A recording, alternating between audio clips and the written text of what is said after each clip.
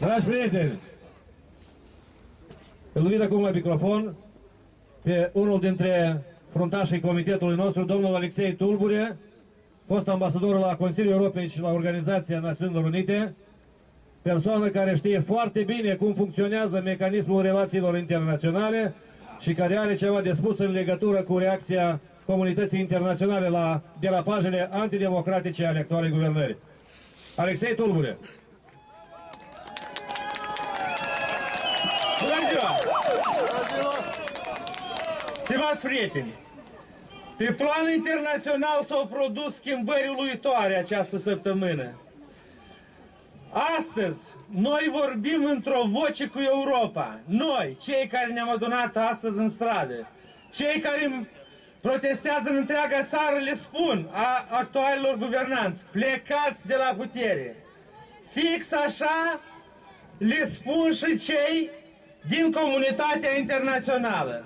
Secretarul general al Consiliului Europei, acea persoană la susținerea căruia a făcut referință domnul Filat, a spus că pe noi ne susține Consiliul Europei, pe noi ne susține secretarul general, a declarat săptămâna asta, în cadrul adunării parlamentare a Consiliului Europei, nu numai că referendumul ei n-l susțin, ei nu susțin acest referendum, dar a spus foarte clar că Republica Moldova este o țară în care nu funcționează instituțiile democratice.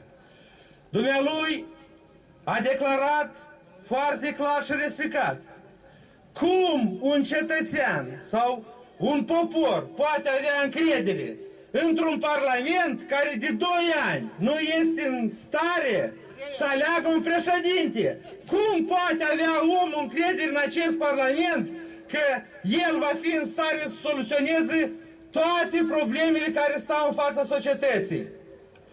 Secretarul general Consiliului Europei a spus acestor oameni: plecați! Noi le spunem plecați! Comunitatea internațională le spune plecați! Ei să fac că nu ne aud, ei să fac, acești demnitari, să fac că plouă. Haideți să-i facem oameni buni să ne audă și pe noi și pe întreaga lume. Plecați! Jos alianța! Jos alianța trădătoare! Jos alianța neputincioșilor! Jos alianța mincinoșilor! Jos alianța!